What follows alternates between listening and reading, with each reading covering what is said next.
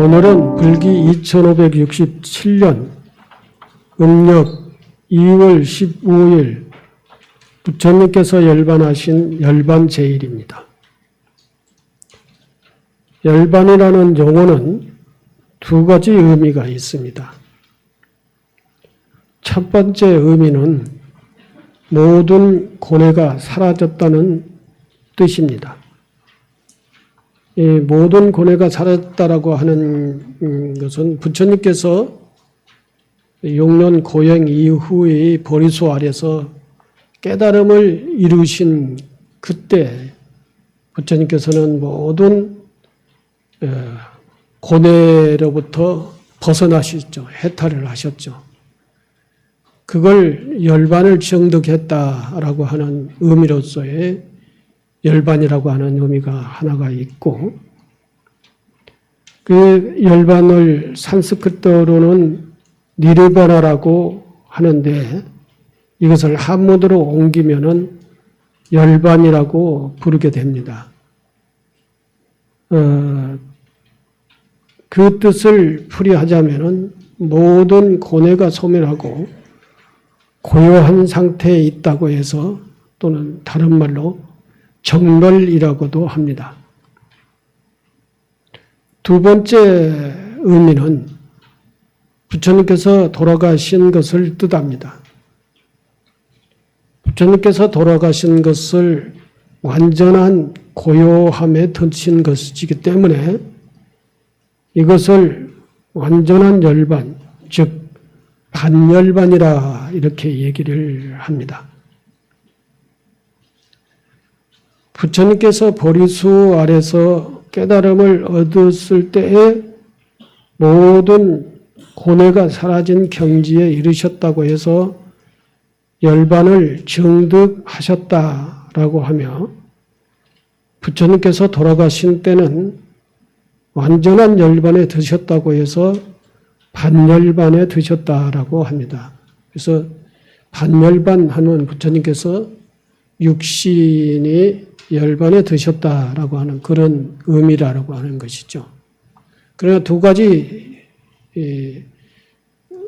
다가 모든 곳에서부터 벗어났다라고 하는, 그 고통으로부터 어떤 속박의 굴레로부터 벗어났다라고 하는 의미가 열반, 그래서 정멸이라고도 한다라는 것입니다. 여러 경전 중에 열반경이라는 경전이 있습니다. 열반경이 있고 반야경이 있고 화엄경이 있고 법화경이 있고 태승경전이 여러 경전이 있죠. 능연경도 있고, 크게는 몇 가지 한 세 큰 경전으로 분류를 하면은 반야경, 법화경, 화엄경, 열반경, 이렇게 큰 경전을 나누면 이렇게 나눌 수가 있죠. 열반경이라는 경전이 있는데, 열반경에는 부처님께서 돌아가시기 전 마지막 한 해라고 그랬는데 정확하게는 그 규정을 할 수가 없고요. 부처님께서 열반에 돌아가시기 전 일정 기간을 일기처럼 기록해 놓은 것이 열반경입니다. 그래서 이 열반경에는 부처님께서 우리 중생들에게 많은 그 부처님이 이 세상에 계시지 않을 때를 대비를 해서 그런 부처님 열반 이후에 부처님 제자들이 어떻게 살아갈 것인가라고 하는 그러한 가르침들이 주로 많이 있습니다.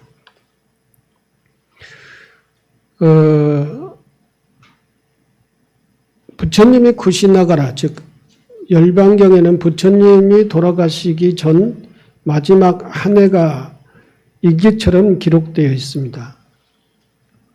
그 일기처럼 기록되어 있는 마지막 부분에 부처님이 쿠시나가라 열반 장소에 도착할 때까지의 하루하루 생활이 자세하게 기록된 경전이 열반경입니다.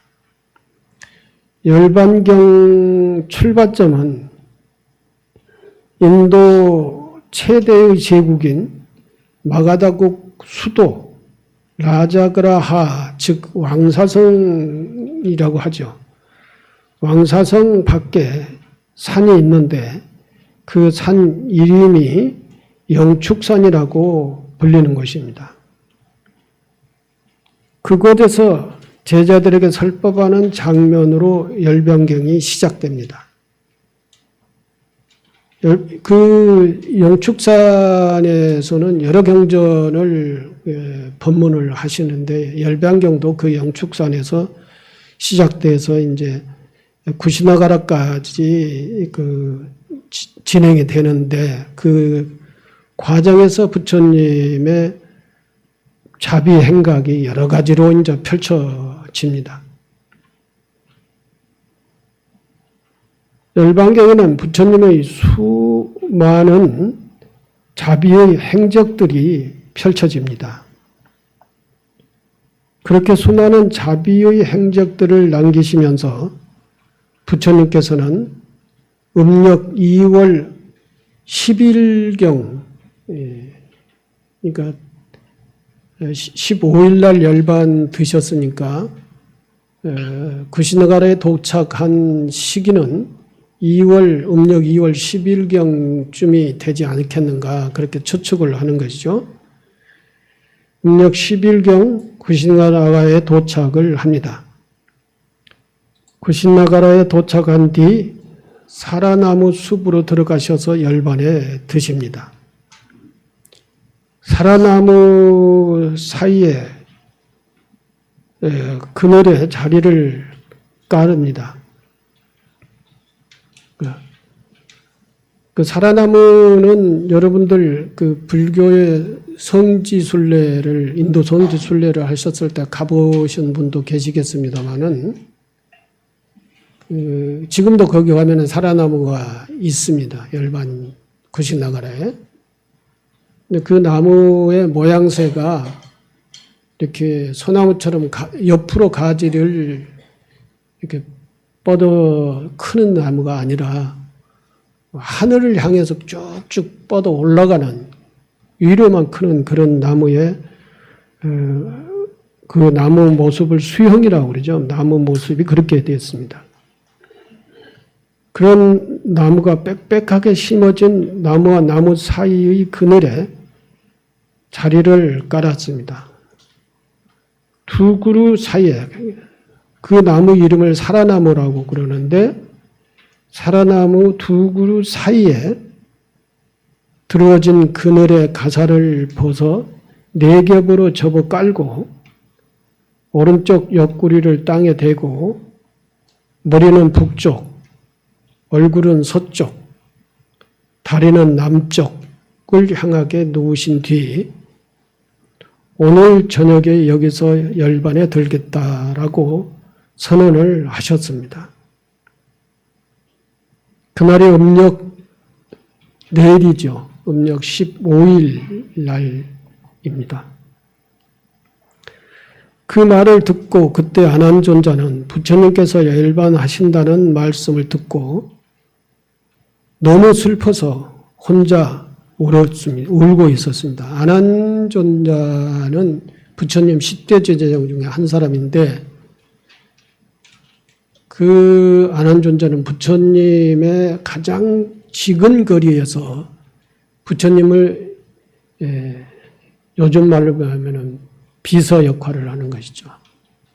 시봉이라고 그러는데 시봉을 부처님을 따라다니면서 시봉을 몸시봉이라고 그러죠. 또 다른 말로 하면은 부처님의 모든 그 생활에 대한 부분을 옆에서 이렇게 시중을 듣는 그런 역할을 하셨어요. 그래서 안한존자는 부처님께서 법문을 하실 때마다 모든 법문을 다 듣습니다.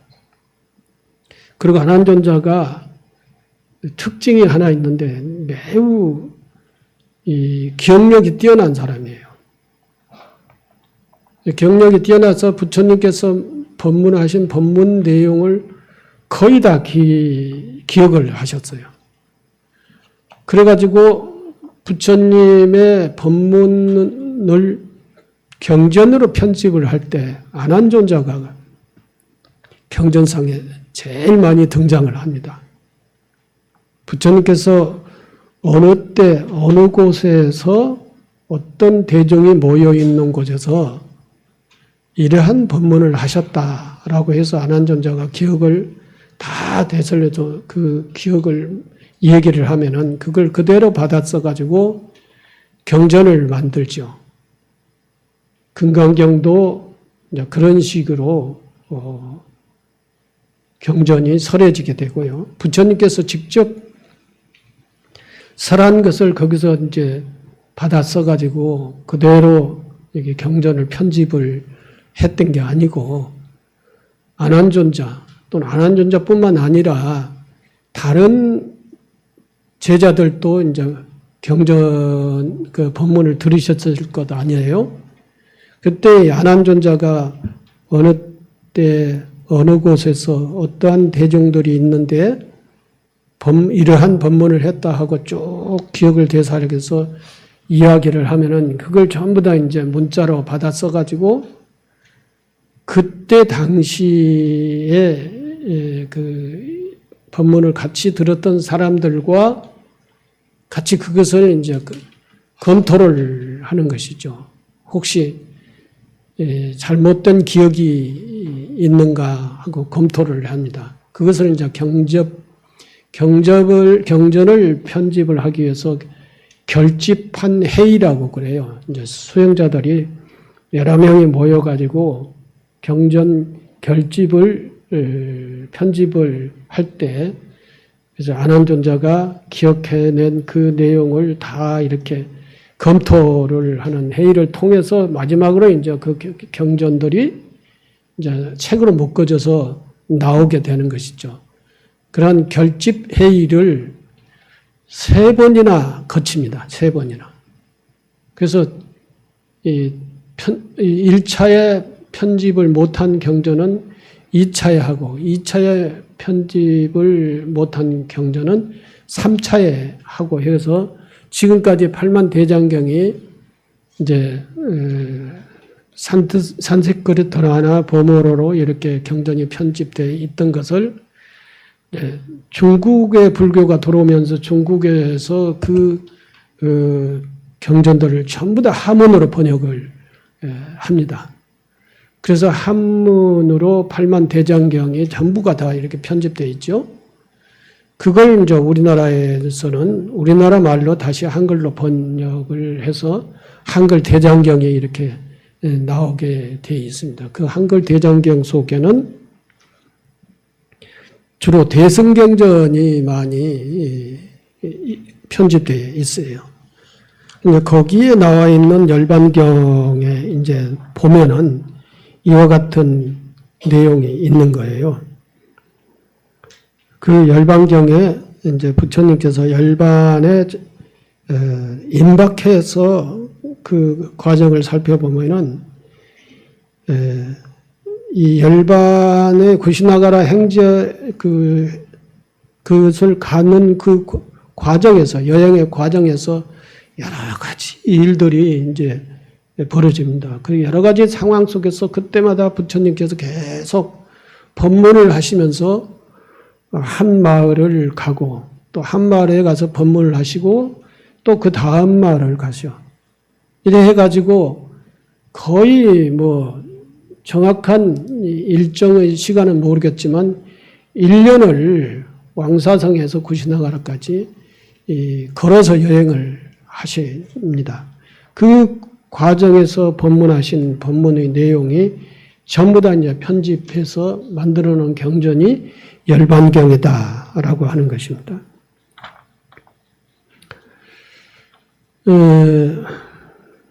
그렇게 해서 이제 북쪽으로 머리를 누르고 얼굴은 서쪽으로 이게 얼굴을 서쪽으로 둘렀다라고 하는 의미가 또 여러 가지로 의미로 해석을 합니다. 그러니까 서쪽이 뭐가 있죠? 서방정토 극락세계가 있죠. 그래서 서쪽을 이제 서방정토 극락세계에 가서 태어나신다라고 하는 의미로서의 그것을 이제 서쪽에 머리를 두었다라고 하는 그런 의미가로 해석을 하기도 합니다. 그리고 오른쪽 옆구리를 땅에 대고 누우셨다라고 지금도 이제 구신나가라 열반당에 들어가서 부처님의 누워 계시는 모습을 보면은 오른쪽 옆구리를 땅에 대고 누워 계시죠. 근데 그것은 우리의 그 신체 구조상 여러 가지 의미가 있는데 그 구조상 그렇게 누워야 이 위장도 위장에 있는 그 모습이라든지 이런 그 장기 모든 것들이 뭐 돌아가시면서 무슨 그런 생각을 다 했겠는가 아마 그렇게 생각도 할 수 있지만 뭐 그렇게 설명을 하는 사람들도 있어요. 어쨌든 부처님께서 열반을 선언을 하셨어요. 그 말씀을 듣고 늘 부처님과 함께 여행을 했던 아난다가 그 얘기를 듣고 제일 안타까워합니다. 슬퍼해요. 그래서 아난다가 한쪽으로 이제 그 방향을 부처님 쪽을 향하지 않고 부처님 반대쪽을 향해 앉아서 슬프게 울어요. 눈물을 소리 안 나게 눈물을 흘리면서 울어요. 그것을 아난다의 그 모습을 보고 부처님께서 아난다를 위로를 합니다. 위로를 하는데 아난다에게 슬퍼하지 마라. 내가 여기서 열반에 들어서 육신은 없어지지만 열에는 부처님은 육신 생명의 부처님만은 아니다. 진짜 부처님은 깨달음의 지혜다. 그 깨달음의 지혜는 지금 법문을 듣는 모든 사람들이 기억 속에 있고 그 마음 속에 있다는 것이죠. 기억 속에 있고 또 그 법은 우리 개개인의 마음 속에만 있는 게 아니라 우리 역사 속에 있고 삶 속에 있고 이 우주 공간 속에 이 진리라고 하는 것은 존재하는 것이다. 바로 그 깨달음의 지혜, 진리 그것이 진짜 부처님이다. 그것이 법신불이라고 그러는 것입니다. 법신, 보신, 화신 이렇게 삼신불로 나누는데 부처님, 진짜 부처님은 진리이다. 진리이신 부처님이다. 진리는 내 육신이 열반에 들지 않든 언제나 존재하는 것이다. 어디에서든지 존재하는 것이다. 그렇기 때문에 슬퍼하지 마라. 영원히 그 진리의 법신은 너희들 곁에 있을 것이다. 그러니 무슨 슬퍼할 거 뭐가 있느냐 하고 위로를 해요. 그 말을 듣고 아난존자가 부처님께 다시 또 여쭈어요. 앞으로 우리는 부처님께서 계시지 않으면 누구를 스승으로 삼고 의지하며 살아야 합니까? 얘기를 묻습니다. 부처님께서 그때에 대답하시기를 계율을 스승으로 삼아라 그랬어요. 계율을. 첫 번째 계율을 스승으로 삼아라. 계율이라고 하는 것은 여러분들도 잘 이제 5개도 있고 10개도 있고 또는 48개도 있고 비구계, 비구니계, 보살계 다 이렇게 계가 여러 가지가 있는데 가장 계율의 기본은 삼기계와 5계입니다. 5계. 5계가 바로 계율의 가장 기본이에요. 5계가 뭡니까? 살, 도, 망, 주죠. 살생하지 마라. 도둑질하지 말라, 음행하지 말라, 망언을 하지 말라, 음주를 하지 말라. 이 5가지가 5개죠. 이 5개를 모든 계율의 기본이에요. 여기서부터 모든 것이 이제 48개의 경계도 여기서부터 이제 가지가 쳐나가 가지고 48개가 되고 그럽니다. 그러니까 그 5개를 중심으로 해서 계율을 스승으로 삼으라. 계율을 잘 지키면은 이제 가장 도덕적으로 사는 것이죠. 가장 청정하게 사는 거예요. 이 계율을 지키는 자는 나와 함께 있는 것이고 부처님과 함께 있는 것이고 계율을 지키지 못한 사람은 비록 내 곁에 있다 하더라도 나와 함께 있는 사람이 아니다. 그러니 계율을 스승으로 삼아라. 그래요.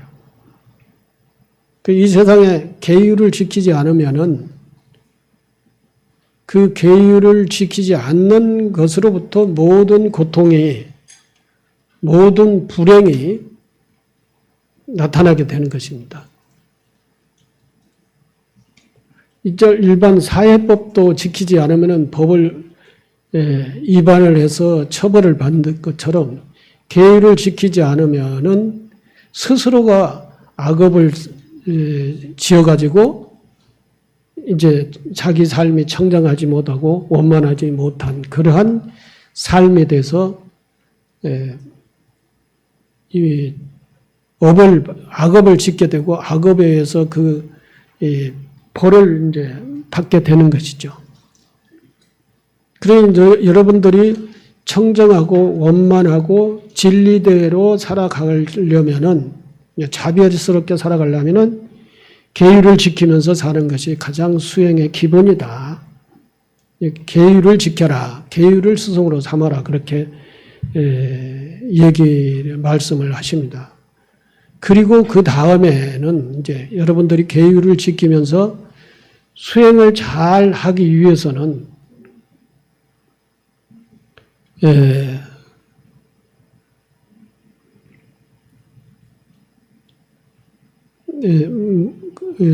사념처를 닦아라 그래요. 사념처. 사념처는 신, 수, 심, 법 이 4가지를 관찰을 해라 라고 하는 거예요. 신은 우리 몸을 관찰하라고 하는 것입니다.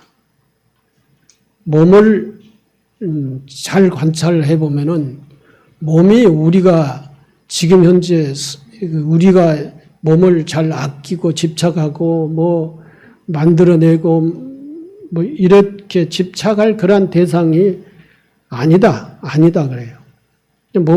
자기 몸을 이제 젊음을 가꾸기 위해서, 아름다움을 가꾸기 위해서, 건강을 가꾸기 위해서, 또는 뭔가에 늙지 않는 것을 하게 하기 위해서 몸에 엄청 집착을 많이 하죠.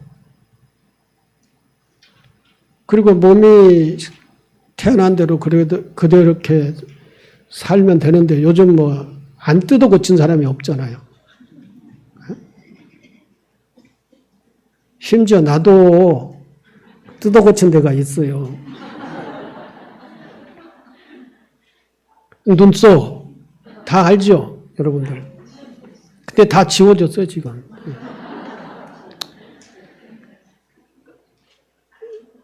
하여간 이유야 어떻든지 간에 저도 그런 적이 있는데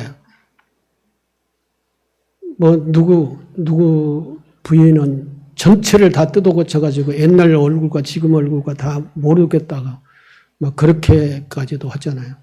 어쨌든 자기 몸에 대한 집착, 애착 이것에 대해서 너무 집착하지 마라. 그리고 잘 살펴봐라. 너의 몸은 아주 조금 거북하게 얘기를 해서 소변과 똥을 담아놓은 가죽 주머니다. 이렇게까지 표현을 해요. 너무 사람들이 집착을 많이 하니까. 몸을 위해서 돈을 엄청 투자를 하고, 또 몸을 위해서 시간을 엄청 투자를 하고, 또 몸에 침해를 받으면 엄청 화를 내고, 그래가지고 몸에 신경을 쓰느라고 다른 것에 신경을 쓸 수 있는 그런 여유가 없는 거예요. 그래서 거기에서 집착을 떼라. 몸은 적당히 건강만 잘 관리하고, 그 몸은 수행을 하기 위한 하나의 건강을 잘 관리를 할 정도는 되지. 네 몸은 정말 잘 관찰을 해봐라. 그래서 몸 관찰하는 방법이 있습니다. 그래서 머리 끝에서부터 발끝까지 각 기관을 전부 다 관찰을 하는 거예요. 그래 보면 결국은 이제 몸이 내가 모든 것을 다 거기에 투여를 해서 집착할 그러한 존재가 아니다. 그래서 부정관을 하도록 합니다. 몸에 대한 부정관. 그 다음에 우리의 그 감각, 느낌, 그리고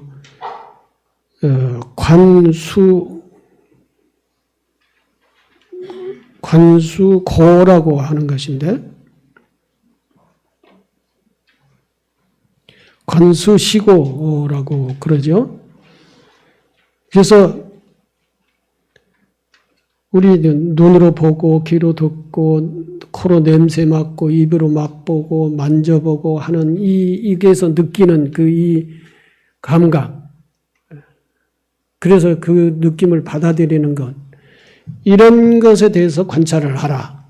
입에 다시 말씀드리면은 요즘 남방불교의 수행법 중에 이빠사나 수행이라고 하는 것이 있죠. 이빠사나 수행 속에 이제 관법 수행이라고 하는 것이 있는데, 그 관법 수행에서 이 사념처관을 하게 되는 거예요. 그래서 결국은 마음도 관찰을 해라. 이게 그 체계적으로 다 잘 관찰해. 몸을 관찰을 하고, 감각을 관찰을 하고, 마음을 관찰을 하고, 그리고 법을 관찰을 해봐라. 그래서 그 속에서 이제 모든 그 존재 세계의 원리를, 또 나를, 이걸 다 관찰을 하는 거예요. 이 진리, 법까지 관찰을 해야 되는 거니까. 그러면서 그 관의 수행에서 이 생각이 열려져 가는 것이죠. 이게 철학이 있게 되고, 그 속에 과학이 있게 되고, 그 속에 세계관이 있게 되고, 그렇게 되는 거예요. 이래 해서 마지막 그 마음까지 관찰을 해보면, 마음은 한시도 제자리에 있을 데가 없다. 마음은 마치 저 나무 위에서 이리 갔다 저리 갔다 하는 원숭이하고 같다 그랬어요. 1분도 마음은 한 곳에 집중을 하지 않아요. 여러분들이 잘 한번 관찰을 해보세요. 이랬다 저랬다 막 이리 갔다 저리 갔다 이것 생각했다 저것 생각했다가 그 마음을 어떻게 한 군데 집중해서 삼매를 얻을 것이며, 이게 이제 그 마음의 상태를 알게 되면은 이제 그 마음을 한 곳에 잡아 집중하는 수행법이 있게 되는 것이죠. 그게 삼매 수행, 정을 닦는 수행이에요. 그게 정을 닦는 수행법 중에 한 가지가 제일 쉬운 것이 연불수행이라는 것이죠. 연불수행을 우리가 지금 세 번째 주에 다라니 기도를 하잖아요. 다라니 기도를 108번을 독송을 해요. 굉장히 빠른 속도로 또 목소리를 크게 해서 계속 거기에 신경 쓰면서 다라니 기도를 고성연불로 진행을 하다 보면은 고성연불 빠른 속도로 계속 하다 보면은 이제 이 생각이 다른 생각을 할 겨를이 없는 거죠. 그래서 연불하는 그곳에만 집중을 해서 있다 보면은 그것이 이제 오래 진행을 하다 보면은 그 마음의 습관, 이리 왔다 갔다 하는 습관이 소멸돼요.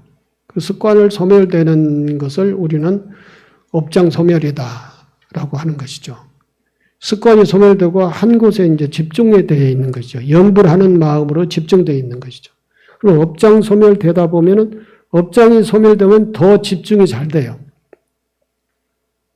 이래 해서 이제 옛날에 큰 스님들은 천수 다라니 염송을 뭐 몇만 독을 하고 한수식을 하셨다 하는 그런 스님들도 계셔요. 그것은 그 원리에 의해서 그렇게 가는 거예요. 근데 실제 이제 우리 마음을 잘 한번 살펴보면 마음이 이제 스님들이 법문을 해놓은 그 내용에 보면은 마음을 비유를 해놓은 것이 원숭이와 같다. 원숭이는 제자리에 가만히 있지 않아요. 왔다 갔다. 우리 마음이 그와 똑같다는 것이죠. 근데 이 마음을 잡아 붙들어 매서 한 곳에 집중을 하거나 일심을 만들어서 더 집중을 하는 것이 삼매에 들어가게 하는 것입니다. 삼매에 들어가게 되면은 마음이 한 곳에 딱 집중을 해서 움직이지 않으면은 그때서 움직이고 이리 갔다 저리 갔다 이 생각 저 생각 했던 그 습성들이 다 이제 소멸이 되는 거예요. 그 습성이 소멸돼야만이 마음이 한 일심이 되고 일심이 삼매가 되고 그래서 정이 닦아지고 그 정을 계속 이제 지속하다 보면 이제 지혜가 닦아지는 게 지혜가 이제 살아나게 되는 것이죠. 오늘 뭐 그 얘기를 계속적으로 할 수는 없고 이래 해서 이제 마음을 관찰하라. 그 마음의 상태를 잘 알아라. 그래서 마음은 무상하다. 끝없이 변한다. 그렇게. 그 다음에 이제 법을 관찰을 하라. 그랬죠. 법을 관찰을 하면은 법이라고 하는 것이 어떤 일정한 형식을 가지고 이렇게 있는 것이냐. 그렇지 않다. 법은 인연 따라서 그 인연을 주도하는 우리의 그 생각이라든지 이런 것들을 따라서 또 우리의 삶을 따라서 인연 따라서 법이 이제 인연법에 의해서 구성되고 또 그것이 또 어느 정도 그 존립을 하다가 또 그것도 인연 따라서 생성소멸해져 가는 것이다. 그리고 법이라고 하는 것이 일정한 모양과 형식이 있어가지고 존재하는 것이 아니라 그 연기법을 얘기를 하는 겁니다. 공을 얘기하는 것이죠. 그래서 이것도 소위 말해서 실체가 없다, 실아가 없다라고 하는 것을 알라. 이런 것들이 이제 사성제 그 공부를 하는 과정 속에서 다 깨닫게 되는 거예요. 깊은 설명은 다음에 기회가 있을 때 그렇게 하고요. 이렇게 해서 계율에 의지하고 수행은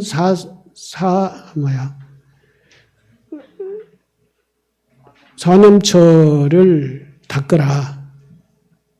이렇게 되면 너희들이 깊은 지혜를 닦게 될 것이다. 라고 이렇게 말씀을 하셔요. 부처님께서.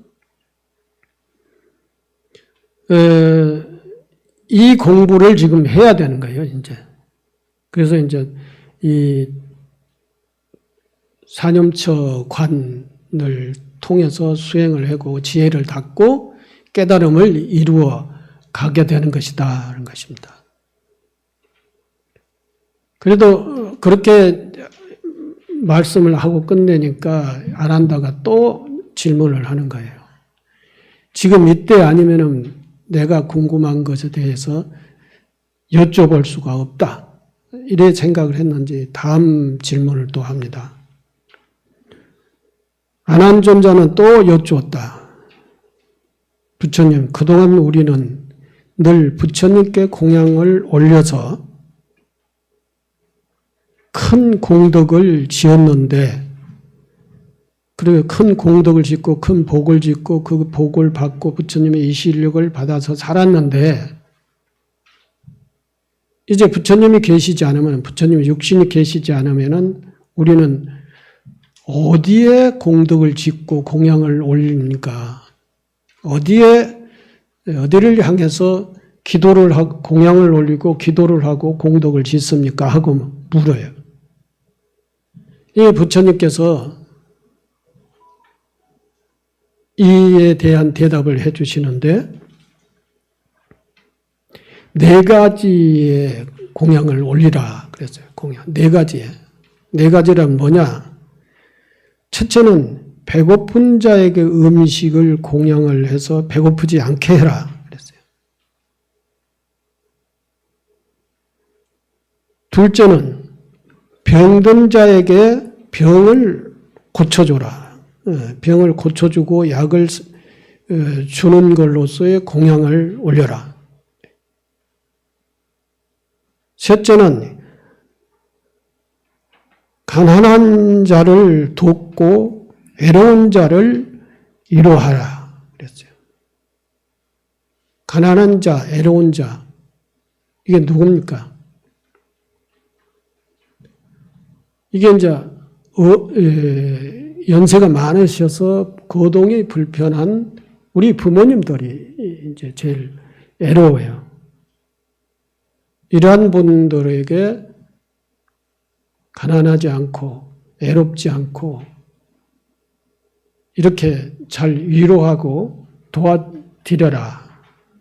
이런 말씀이 요즘으로 해석을 하자면은, 그리고 넷째는 청정하게 수행하는 수행자를 잘 애호하라 그랬어요. 애호하라. 당시에 이제 부처님 제자들이 부처님 열반하시고 난 이후를 생각을 하자면은, 부처님 열반하시고 난 다음에 부처님 안 계시니까 일반 제가자들이 수행자들에게 생각하는 그 생각, 존경하는 생각이 아무래도 다를 거 아니에요. 그런데 그 수행자들이 진리를 닦는 수행자들이 없으면은 그 또한 그 험악한 사회에서 어떤 진리의 중심이 사회에 세워져서 그 진리를 순상하고 배우고 진리행을 하는 사람들이 없어질 수가 있는 것이죠. 그런 것들을 생각을 해서 부처님께서 진리를 깨닫기 위해서 수행하는 수행자들에게 공양을 올려라 그랬어요. 이 네 가지가 생각을 해보면은 전부 다 오늘 우리가 해야 될 그런 일들입니다. 그러니까 부처님에게 공양을 올리고 기도를 해서 복을 받으려고 했던 그런 것들을 부처님께 직접 물어보니까 내가 없을 때는 부처님이 누구냐? 공양을 올려야 할 대상이 누구냐? 위로하고 도와줘야 될 대상이 누구냐? 그 사람들이 굉장히 도움이 필요하고 위로하는 것이 필요하다. 그 사람들에게 공양을 올려라. 그렇게 되면 너희들이 큰 공덕을 쌓게 될 것이고 큰 복을 받을 것이고 부처님에게 가피를 받을 것이다. 이러한 말씀을 하셨어요. 이게 부처님께서 설하신 법이 우리 어느 시대에건 우리 사회에 평화를 닦기 위한, 그러니까 빈부 차이가 엄청나고 굶어 죽는 사람 죽고 뭐 부자는 뭐 배가 터지도록 이렇게 먹고 살도록 이런 세상이 아니라 사회 역사의 공동체를 존중하는 그러한 의미에서, 그래서 부처님께서는 그런 자들에게 공양을 올려라. 그러면 너희가 사는 세상이 평화로울 것이다. 이러한 뜻에서 이런 말씀을 하시는 거예요. 그래서 저희들은 지금 호법 발언을 하고 있지 않습니까? 호법 발언이 통해서 이제 우리가 부처님의 가르침을 실현을 하고 있는 거예요.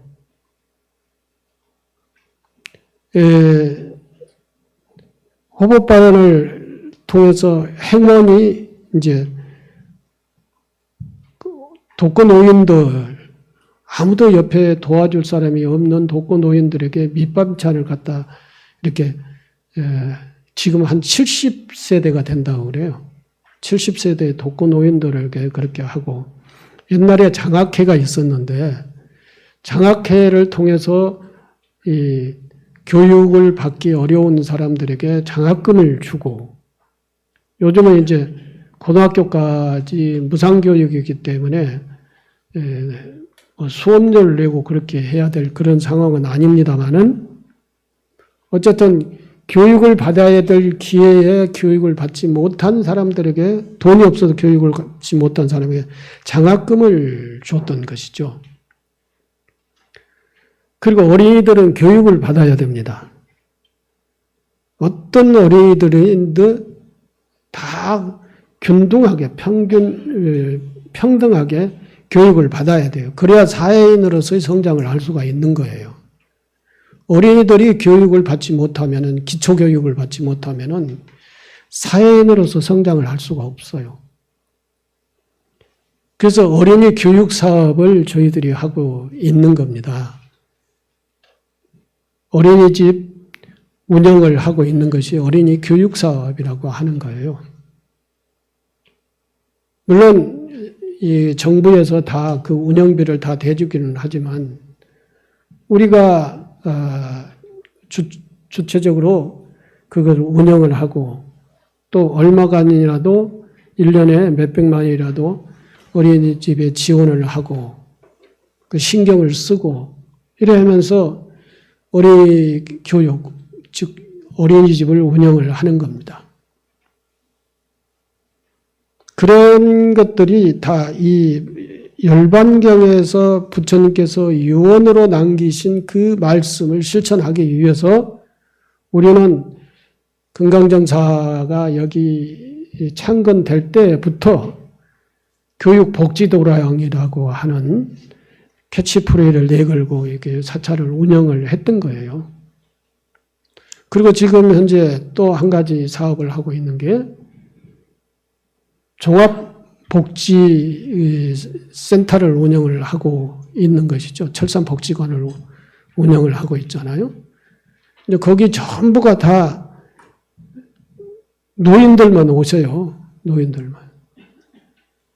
그리고 앞으로 저희들이 우리 여기 금강정사에 나오는 신도들을 위해서 이 사찰 한 부분에다가 노인복지 시설을 하려고 그렇게 계획을 하고 있는 것도 바로 이 가르침을 실현하기 위한 거예요. 부처님이 누구냐? 육신 부처님에게 공양을 올리고, 부처님의 법당에 계시는 부처님에게 공양을 올리는 것만이 공덕을 짓고 복을 받는 것이 아니라, 실제의 어려움을 겪고 있는 사람들이, 부처님께서는 자비심이 있으시기 때문에 그런 사람들이 가장 도움이 필요로 한 사람들이다. 그래 그 사람들에게 공양을 올려라. 그 사람들에게 공양을 올리면은 부처님께 공양을 올리는 거나 똑같이 큰 공덕을 쌓고 복을 짓는 것이다. 근데 요즘 사람들이 어떻게 삽니까?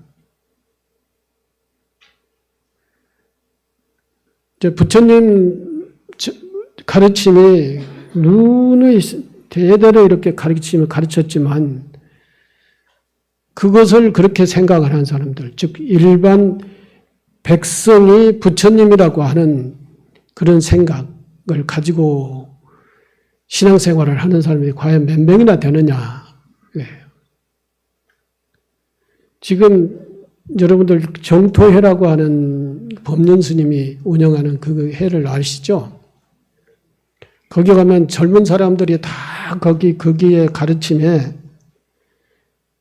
다 승복을 하고 동의를 하고 거기에 봉사를 하고 또 거기에 이제 회비를 내고 그렇게 해서 젊은 세대들이 제일 많이 모이는 불교단체가 정토회예요. 정토회가 부처님 가르침 중에 어떤 것을 근거로 해서 정토회가 만들어졌느냐 하면은 우리 호법에 만드는 근거하고 똑같아요. 거기도. 열반경의 마지막 가르침에 그 가르침을 근거해서 정토회를 만든 거예요. 그래서 거기는 우리보다 더 폭이 넓지요. 도움의 손길이 더 폭이 넓어야. 북한 어린이 도끼까지도 다 사람들한테 모금을 해서 거기에다 밀가루 갖다 주고 옥수수 갖다 주고 또 약 같은 것 사가지고 보내주고 돈 보내주면 그 북한 정권에서 다 써버릴까봐 물품으로 다 갖다 주는 거예요. 옥수수, 밀가루 또는 약 또는 옷 같은 것을 북한에 보내주는 거예요. 그쪽의 정권이 좋아서 보내준 게 아니라 애들이 다 굶어 죽잖아요. 지금 북한은 그렇습니다. 애들이 아사자가 굉장히 많다고 그래요. 지금 현재 코로나라고 하는 상황 속에서 더더욱. 그러면 남쪽에서 그런 애들의 필요로 한 그 용품들을 갖다가 주면은 얼마나 큰 도움이 되겠어요. 근데 그 정치적 갈등 때문에 그거 못하게 하잖아요. 그래서 얘들이 무슨 죄가 있어요. 그런 사업을 벌려요. 그리고 인도에 가면은 인도라고 한 나라가 굉장히 경제적으로 낙후된 나라예요.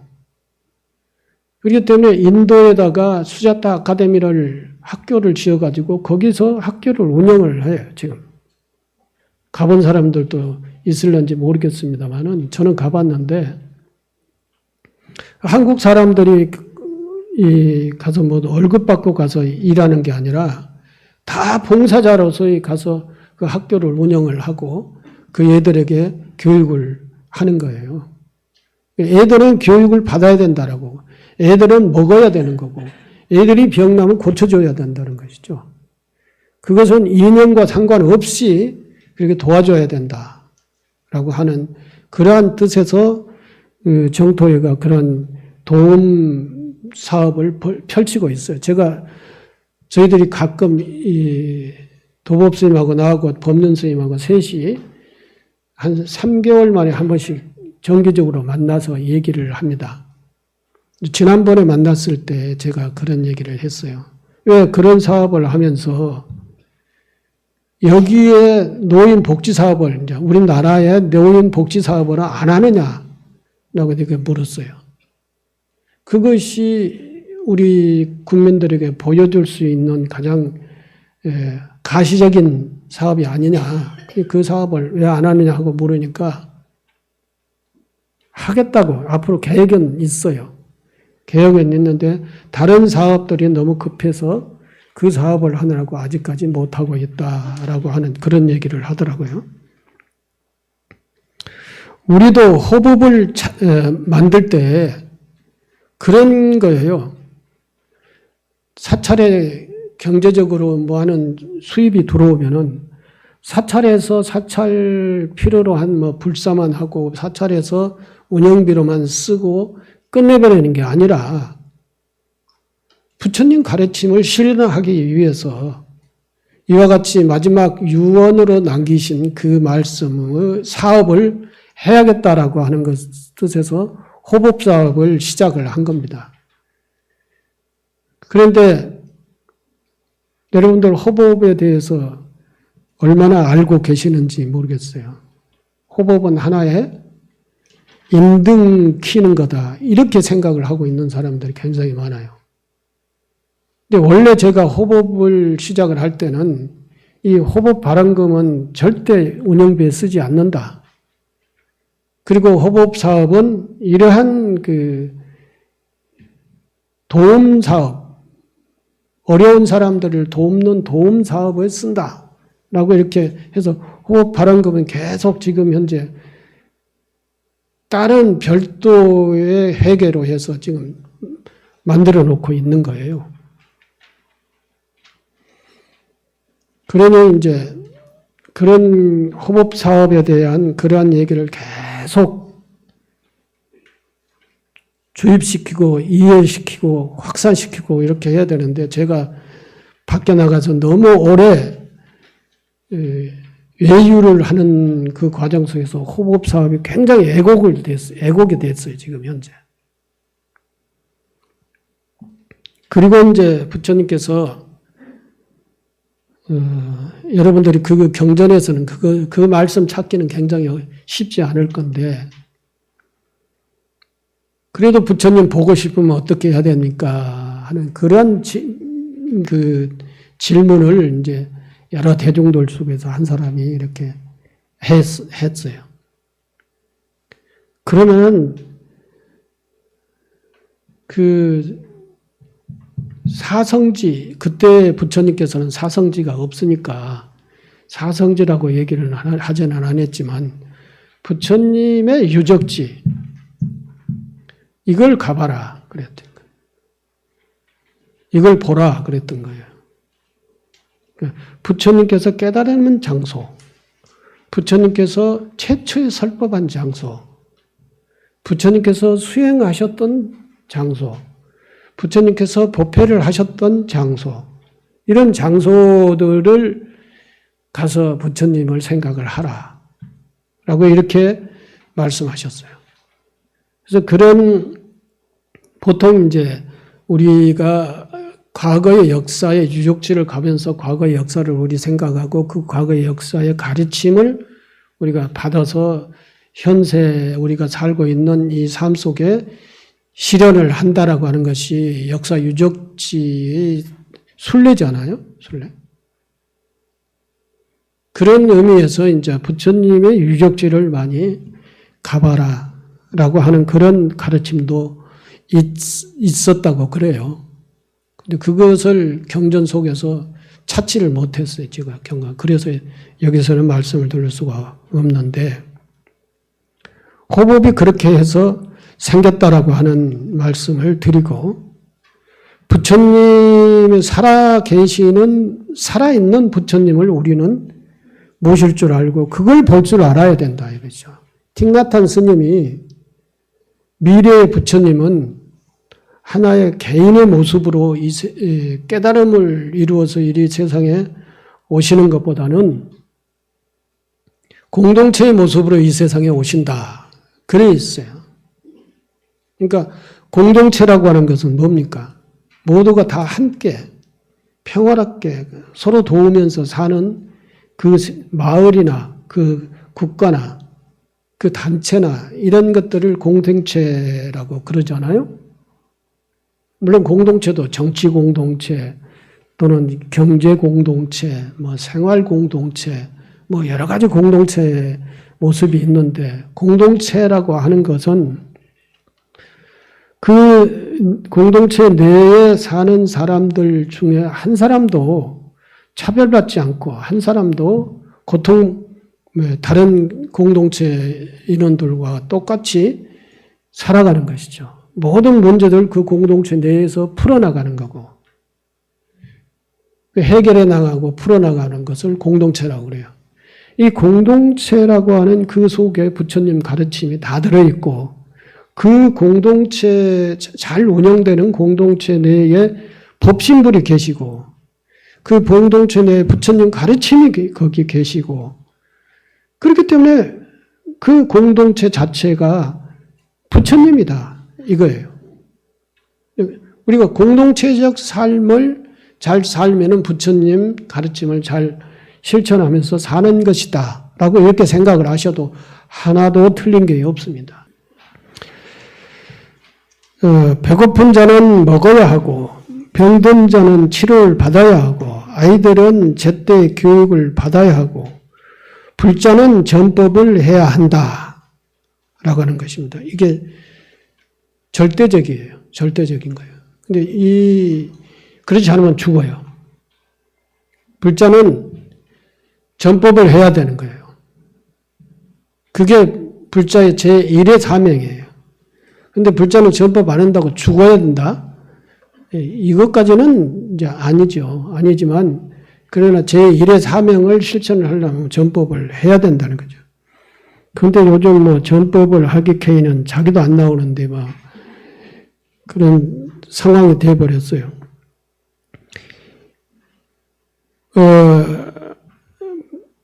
굶고 병든 건 생존의 문제이고 이 문제를 제어하고 가난을 가장 뚜렷하게 상징하는 징표가 바로 제 아이를 가르치지 못하는 것입니다. 얼마나 가난하면 제 아이를 공부시키지 못하겠습니까? 그래서 그게 누구의 아이들은 이 사회에 태어났으면 기초교육을 받도록 해줘야 된다는 것이죠. 그것은 부모가 못하면은 그 주변의 사람들이 도와서라도 해야 되는 것이죠. 제일 우리 불자들이 해야 되는 것입니다. 그것이 바로 부처님의 유언이에요. 유언. 그리고 그 실천 속에 그 부처님 가르침 실천 속에 그 속에 부처님이 계신다라고 하는 거예요. 그런 사업을 잘하고 그런 실천을 잘 했을 때 그 속에 계시는 부처님이 우리에게 큰 공덕을, 우리에게 큰 위실력을 주신다라고 이렇게 생각하면 가장 요즘 현대인으로서의 부처님 가르침을 잘 받아들이는 것이라고 할 수 있겠습니다. 네, 감사합니다. 네, 열반 제일을 맞이해서 부처님의 열반의 가르침에 대해서 감로수와 같은 큰 깨달음을 주신 스님께 감사와 찬탄의 박수 크게 부탁드리겠습니다.